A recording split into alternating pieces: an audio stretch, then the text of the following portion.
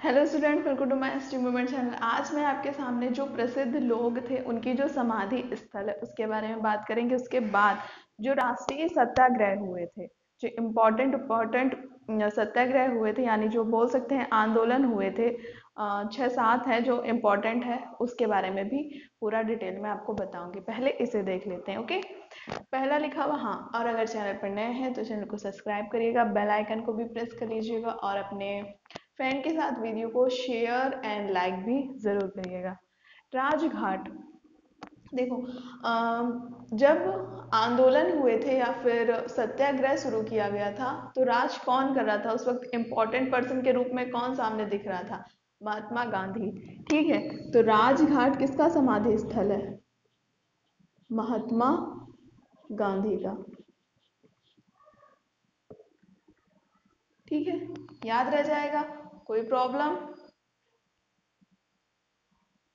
शक्ति घाट, देखो, शक्ति किसके पास होती है? जब घर में जो हमारी मदर होती हैं उनके पास सबसे ज़्यादा शक्तियाँ होती है कि नहीं होती? बच्चों को संभालना, हमारे पापा को भी संभालना, पूरे घर को संभालना, दादी बाबा को भी संभालना, बाहर की रिस्पॉन्सिबिलिटी भी उठाना, बच्चों की रिस्पॉन्सिबिलिटी, तो उनके पास ढेर सारी शक्तियाँ हैं, तभी तो वो सारी चीज़ें कर पा रही हैं। तो उस टाइम महिलाओं में कौन ज़्यादा शक्तिशाली था? इंदिरा गांधी। तो शक्ति घाट किसकी समाधि स्थल है? इंदिरा गांधी का।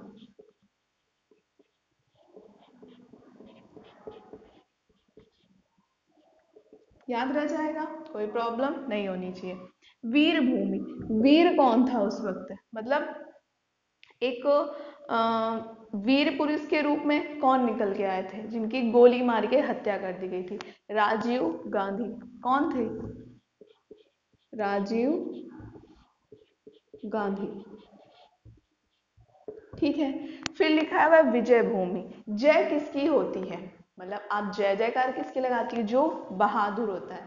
ठीक है, तो जो कौन होता है? बहादुर होता है, आप उसकी जय जयकार करते हो। तो लाल बहादुर शास्त्री।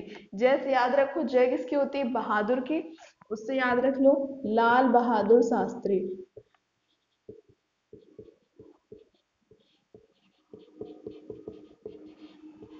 याद रह जाएगा। लिखा है नीचे किसान घाट। भाई, किसान हमारा अन्नदाता है, तो हमें उसके क्या चरण छूने चाहिए?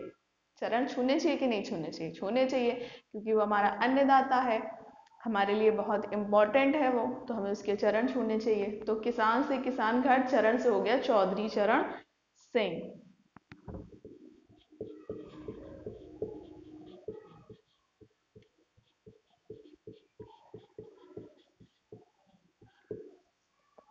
ठीक है, फिर लिखा है शांति भवन। शांति कहाँ पर पाई जाती है? बताओ। अच्छा, जहाँ पर सब कुछ, देखो, जहाँ जवान लोग होंगे। कौन लोग होंगे? जवान लोग होंगे, यानी यंग एज वाले। जब पर्टिकुलर किसी प्लेस पे बैठते हैं तो आजकल शांति दिखती। शांति क्यों दिखती? क्योंकि पूरे टाइम वो अपने फ़ोन में ही बिजी रहते हैं। कान में ईयरफोन लगा लिया, हेडफोन लगा लिया, बिजी है, कोई मतलब नहीं अगल बगल क्या हो रहा क्या नहीं हो रहा, कोई मतलब नहीं है। तो शोर कम हो जाता है जहाँ पर जवान लोग रहते हैं, तो क्या हो जाती? शांति हो जाती। कहाँ पर? जहाँ जवान लोग रहते हैं, यंग लोग रहते हैं। तो शांति हो जाती है जहाँ जवान लोग रहते हैं। जवान से बन गया जवाहरलाल नेहरू।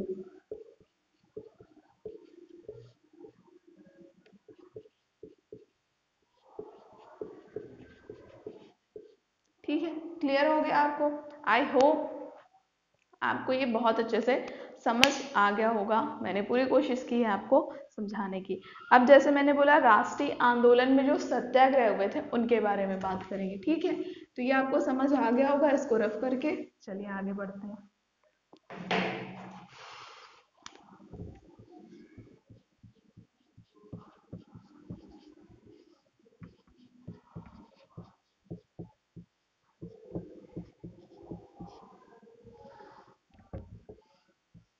ठीक है, सत्याग्रह व आंदोलन।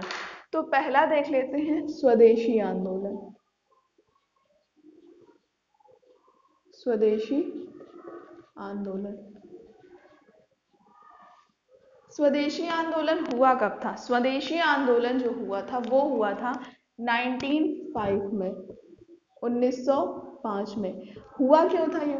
इसमें कहा गया था कि विदेशी वस्तुओं का बहिष्कार करना है। क्या कहा गया था इसमें?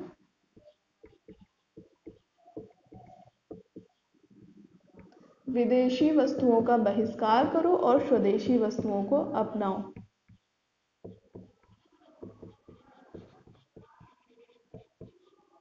ठीक है, ज्यादा लंबा पूरा डिटेल में मैं नहीं लिखूंगी, नहीं तो फिर बहुत लंबा हो जाएगा। आप इतना समझो, इसमें विदेशी वस्तुओं का बहिष्कार करने को बोला गया और स्वदेशी वस्तुओं को अपनाने के लिए बोला गया। अब इसमें कुछ इंपॉर्टेंट पर्सन भी होंगे जो इसमें मतलब इंपॉर्टेंट रोल निभाया होगा, तो वो कौन कौन से हो जाते हैं? लाला लाजपत राय,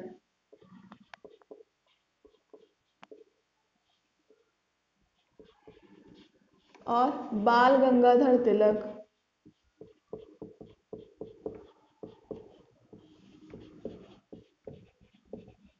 बहुत सारे लोग थे, लेकिन ये दो इम्पोर्टेंट नाम मैं आपको बता देती हूँ, क्योंकि कोई भी सत्याग्रह होता है, फिर आंदोलन होता है, तो एक दो लोगों के बीच में तो होता नहीं, उसमें बहुत सारे लोग इन्वॉल्व होते हैं, बट इम्पॉर्टेंट लोगों को थोड़ा सा ज़्यादा प्रायोरिटी दी जाती है। ओके, नाउ नेक्स्ट पे आ जाते हैं। नेक्स्ट आपका देख लेते हैं, होम रूल लीग मूवमेंट या फिर आंदोलन।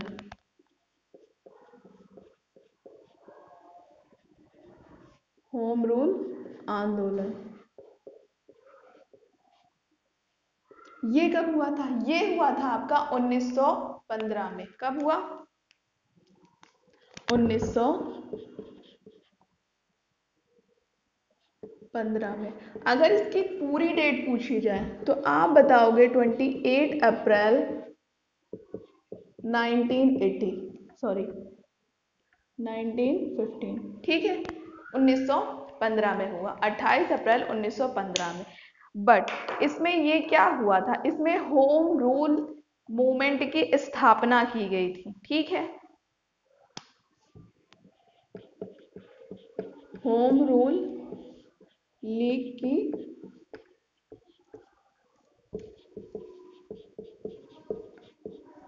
स्थापना की गई। और फिर ये वाला जो आंदोलन हुआ था, इसमें भी बहुत सारे लोगों ने अपना कंट्रीब्यूशन किया था, जैसे एनी बेसेंट हो गई, और आप क्या जाते हैं, बाल गंगाधर तिलक भी इसमें आए थे, और पंडित मोतीलाल नेहरू ने भी इस मतलब इस आंदोलन में इन्वॉल्व हुए थे। तो नाम इतना इंपॉर्टेंट नहीं होता है, ठीक है, एनी बेसेंट आप याद रख सकते हो। नेक्स्ट देख लेते हैं, जलियांवाला बाग हत्याकांड, वेरी इंपॉर्टेंट।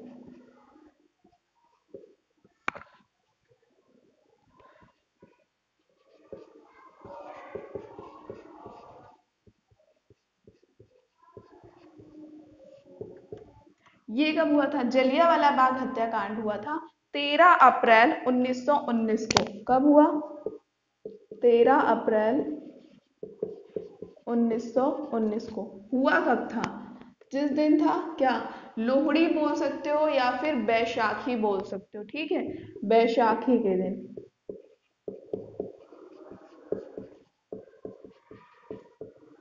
इसमें किसने गोलियां चला दी थी, ये पूछा जाता है। जलियांवाला बाग हत्याकांड जब हुआ था, उसमें किसने गोलियां चलाकर हजारों लोगों की हत्या कर दी थी?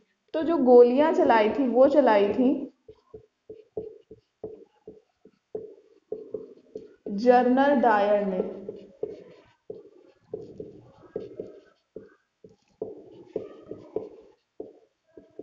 और हजारों लोग की इसमें डेथ हो गई थी। तो वैसाखी का दिन था, लोग प्रदर्शन बड़े शांतिपूर्वक से कर रहे थे, लेकिन पता नहीं अब अंग्रेज थे क्या हुआ उस वक्त, उसका तो इतना किसी को नहीं, लेकिन हाँ वो आया वहां पर, उन लोगों को प्रदर्शन करते देखा अपने खिलाफ, तो उसने गोलियां चला दी थी। तो भीड़ बहुत ज्यादा थी, तो लोग भाग ही नहीं पाए थे, अचानक उसने गोलियां चलाना शुरू कर दी थी, जनरल डायर ने। ठीक है, नेक्स्ट देख लेते हैं, चौरी चौरा कांड।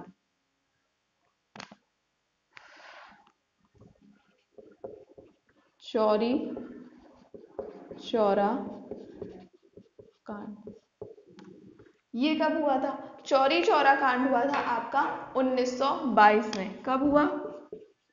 1922 में। ये कहां पर हुआ था? ये हुआ था गोरखपुर, गोरखपुर उत्तर प्रदेश में ये हुआ था। ठीक है, याद रह जाएगा। लेकिन इसके बाद एक चीज ये हुई थी, जब चौरी चौरा कांड हुआ तो जो आपका असहयोग आंदोलन था उसको आगे स्थगित कर दिया गया था, ये भी याद रखिएगा। कौन सा आंदोलन? असहयोग आंदोलन आगे स्थगित कर दिया गया था।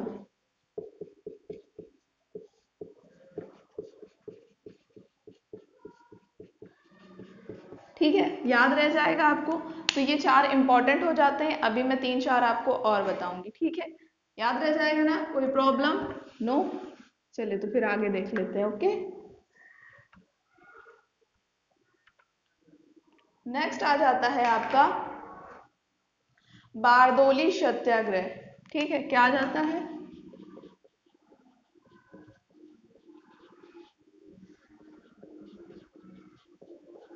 ये कब हुआ था? ये हुआ था 1928 में। कब हुआ था? 1928 में।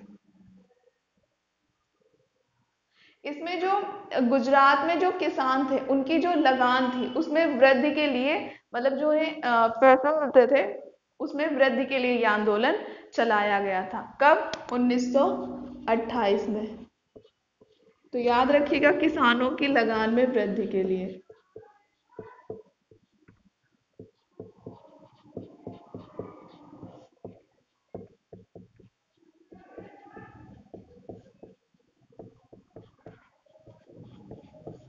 याद रह जाएगा? कोई प्रॉब्लम?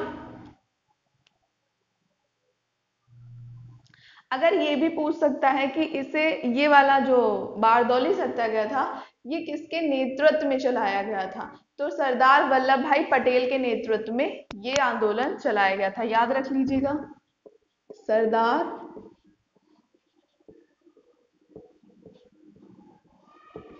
वल्लभ भाई पटेल के नेतृत्व में।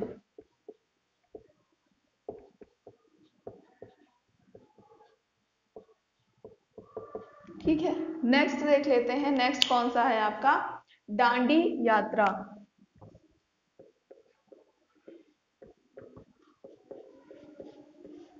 दांडी यात्रा कब से प्रारंभ होती है? दांडी यात्रा आपकी 12 मार्च 1930 से प्रारंभ होती है। कब से?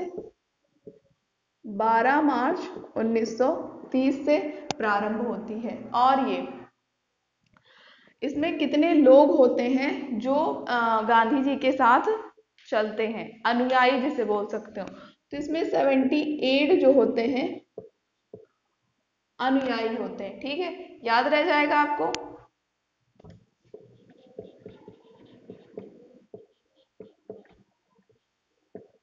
और ये कितने किलोमीटर तक चलते हैं, या फिर नहीं, किलोमीटर नहीं, कितनी मील की यात्रा पूरी करते हैं? तो 214 मील की यात्रा ये जो है पूरी करते हैं। सॉरी, 241 मील की जो दूरी है ये तय करते हैं।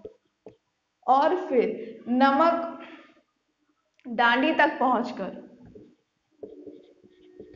डांडी तक पहुंचकर नमक कानून तोड़ते हैं।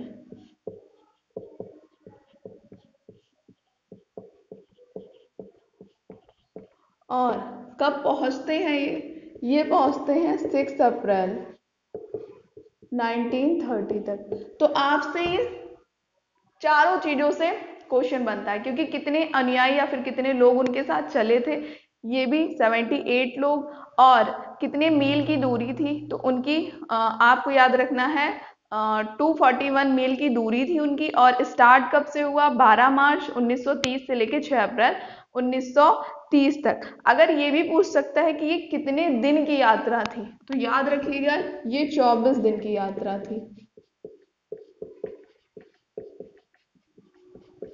ठीक है, याद रह जाएगा? कोई प्रॉब्लम? अब लास्ट देख लेते हैं, सविनय अवज्ञा आंदोलन।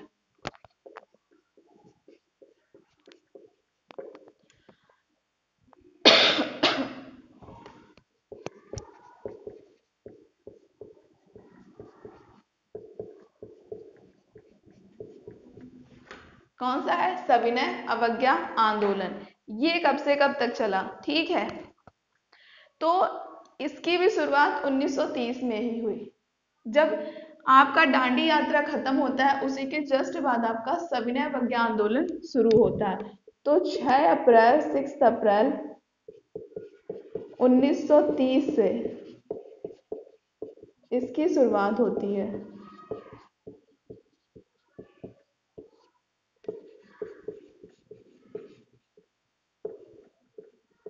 ठीक है, समझ आ गया आपको?